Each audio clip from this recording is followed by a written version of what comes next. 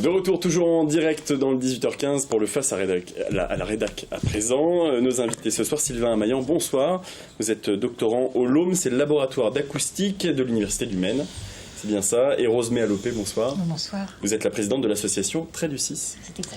Et on vous reçoit pour parler de vibrason. Alors, avec quelque chose qui est assez étonnant, c'est que le Trait du 6, à la base, cette association a pour but de, vous allez nous le dire, récupérer du matériel pour du matériel pour créer une... Alors c'est d'abord du matériel bureautique antérieur à l'informatique. Donc c'est des machines à écrire en gros. Alors il y a des machines à écrire, à calculer, ouais. des téléphones, des fax, des Minitel, des duplicateurs, à alcool, etc., etc. Et on a plus de 700 matériels différents. Donc avec ces matériels, on souhaiterait créer une exposition permanente pour pouvoir transmettre le savoir-faire du secrétariat d'antan. Voilà. Et avec ces matériels-là, on fait des ateliers pour les enfants, du coloriage à la machine à écrire, ça paraît toujours extraordinaire, mais on fait du coloriage à la machine à écrire. Alors comment vous êtes passé là pour le coup de la machine à écrire à l'acoustique ? Alors, comme je vous disais à l'instant, on collecte du matériel, de toutes sortes de matériel de secrétariat. Donc, dans le secrétariat, on a le téléphone. Donc, c'était la raison pour laquelle nous avions mis à l'honneur Claude Chab il y a 2 ans. Mais cette année, on a mis donc Joseph Sauveur parce que le lien, c'est le son et les secrétaires utilisent des dictaphones. D'accord, donc voilà. C'est comme ça qu'on peut faire le lien. On fait le lien. Dites-moi, Sylvain Amaillant, en quelques mots, Joseph Sauveur, rappelez-nous, qui est ce génie sartois? Alors, cette année, on célèbre le tricentenaire de sa mort, et c'est le premier à avoir déposé le terme d'acoustique musicale à l'Académie des sciences. Donc c'est un peu le père de tous les acousticiens d'aujourd'hui. Son travail consistait en quoi à l'époque? C'était quoi l'acoustique il y a 300 ans? Alors à la fin de sa vie, il s'est intéressé à l'acoustique et notamment à la corde vibrante. Et donc ces travaux portaient sur l'étude des phénomènes vibratoires dans une corde. Donc vous imaginez une corde de violon. Donc lui, il avait ce qu'on appelle un sonomètre, donc un mètre de corde tendue, et il venait regarder les phénomènes de vibration avec un archet. Il a créé des objets, en fait, c'est ça, autour de ses études? On peut dire qu'il a découvert l'onde stationnaire, donc un phénomène acoustique dans lequel on va retrouver des ondulations, donc des vibrations de cordes, dans lequel il y a ce qu'on appelle des nœuds de vibration, donc des endroits où la corde vibre très peu et des endroits où la corde vibre énormément, des ventres de vibration. Et donc lui, il a étudié tout ça, en fait. Voilà, il a découvert ça. On voit quelques photos des objets qui sont exposés. Voilà, j'imagine que vous, ça vous parle particulièrement, si vous arrivez à les voir. C'est vrai que si vous êtes peut-être un peu loin. Je ne connais pas tous les objets. C'est un dispositif d'enregistrement. Ouais. Où on pouvait justement enregistrer les vibrations grâce à une plaque de verre. Alors c'est très difficile à voir sur l'image, mais la plaque de verre se situe en bas de cette espèce de guillotine. Et c'est le même principe que la guillotine. Donc on enduisait de fumée, de noir de fumée la plaque de verre, on la montait et dans la partie supérieure, vous avez un diapason qui était muni d'une pointe. Donc on faisait vibrer le diapason et la pointe venait sur la vitre qu'on lâchait brutalement. Et ça inscrivait la vibration, en fait. C'est ça c'est les premières courbes de tous les appareils que vous utilisez au quotidien, en fait. C'est ça. Ouais. Joseph Sauveur, on le disait tout à l'heure, il est donc acousticien, mathématicien. Enfin, c'était le savant comme on en faisait, comme on n'en fait plus. Mais c'est ce qui fait aussi le génie à l'époque. C'est-à-dire que la science était faite de toutes les autres sciences. En fait, c'était un peu ça l'idée. Il n'y avait peut-être pas non plus de spécialisation comme à notre époque, et que tout, en fin de compte, on touchait à un domaine, on touchait à plein de domaines en même temps. Et je pense que quand on est un génie, on n'est pas un génie pour une spécialité, on est un génie pour plein de choses. Joseph Sauveur est méconnu, pas suffisamment connu, pas suffisamment reconnu. Pas suffisamment reconnu, pas suffisamment connu.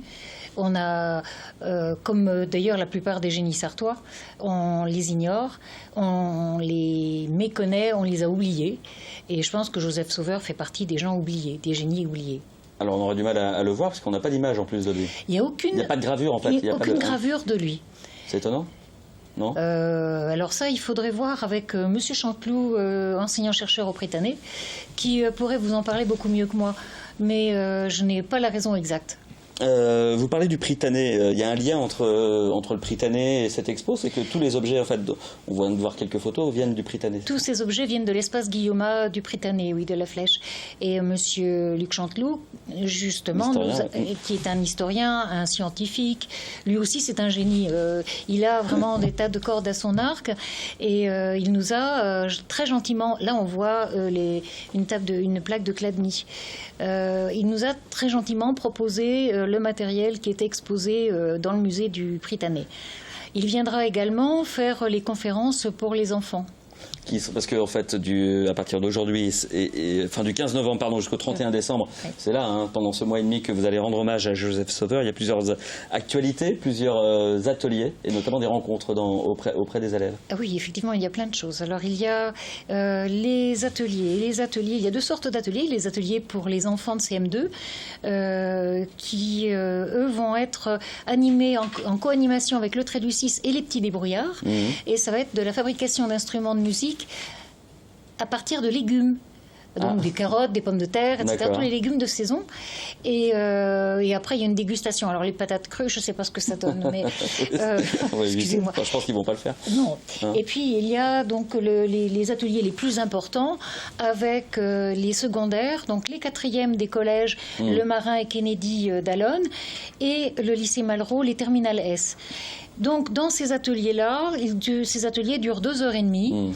Et en première partie, on a Luc Chanteloup qui vient parler de la biographie de Joseph Sauveur. Et ensuite, on a Dominique Bénard qui est mathématicien et qui travaille au laboratoire informatique de l'Université du Maine, excusez-moi. Et il va, lui, parler de l'œuvre de Joseph Sauveur. Et nos deux doctorants, Sylvain Maillan et Léo Gadanien... Vous allez nous dire, Sylvain, quel sera votre message auprès de ces élèves? On va tenter de reproduire les expériences de Joseph Sauveur dans une première partie avec les moyens de l'époque, donc reprendre son matériel, reprendre sa méthodologie, essayer de visualiser les phénomènes. Et dans un second temps, on va utiliser les outils actuels, donc voir ce qu'on peut faire aujourd'hui, essayer de comparer les choses. D'accord. L'acoustique de Joseph Sauveur et l'acoustique d'aujourd'hui, il y a un fossé, il y a un gouffre, il y a un océan, enfin... Il était au début, donc fatalement il y a pas mal de choses qui existent maintenant, certainement grâce à lui, mais il a permis de mettre, je pense, une des premières pierres pour la science de l'acoustique. L'acoustique, c'est donc une science d'avenir, c'est une science qu'on commence à bien connaître au Mans parce qu'il y a un laboratoire reconnu. Malgré tout, c'est pas une science que le grand public connaît plus que ça. Vous avez quelques exemples, on le rappelle à chaque fois, mais d'utilisation concrète des sciences acoustiques. Alors qu'est-ce qu'on peut... L'acoustique, on le rencontre tous les jours. Le bruit généré par les voitures, par exemple, il faut imaginer qu'il y a des acousticiens qui cherchent à travailler sur ces phénomènes-là pour réduire un maximum le bruit. Il y a aussi de l'acoustique dans les bâtiments, donc avoir des parois qui sont suffisamment isolantes pour ne pas entendre son voisin. Donc toujours ces questions de réduire le son. Il n'y a pas l'idée, moi j'ai toujours cette question quand je vois plutôt une voiture électrique passer, je me dis, ce serait pas mal qu'elle fasse un peu plus de bruit pour qu'on l'entende. On ne vous demande pas comment on commence pas à travailler là-dessus, sur des bruits synthétiques? Il y a des gens qui travaillent sur le design sonore. Ouais. Et donc du coup ça fait aussi partie un peu du domaine de l'art, parce qu'il faut travailler avec l'acoustique, mais aussi avec le son et les perceptions du son. Donc là, c'est là où la science et la créativité peuvent se rejoindre. Vibrason, c'est donc du 15 novembre au 31 décembre. Pour avoir le programme détaillé, on se connecte sur le site du Trait du 6. Tout à fait. Vous pouvez télécharger les programmes, les invitations également sur le site du Trait du 6. Le Trait du 6, le chiffre 6. Rosemary Lopé, Sylvain Maillan, merci beaucoup. Merci de nous avoir invités. Merci à vous. C'est la fin de ce Face à la Rédac. Demain, Mickaël, on reçoit Philippe Bordarchard qui est à la tête du comité de soutien à Nathalie Kosciusko-Morizet, sera de la politique en vue des primaires à droite. Demain, donc dans le Face à la Rédac.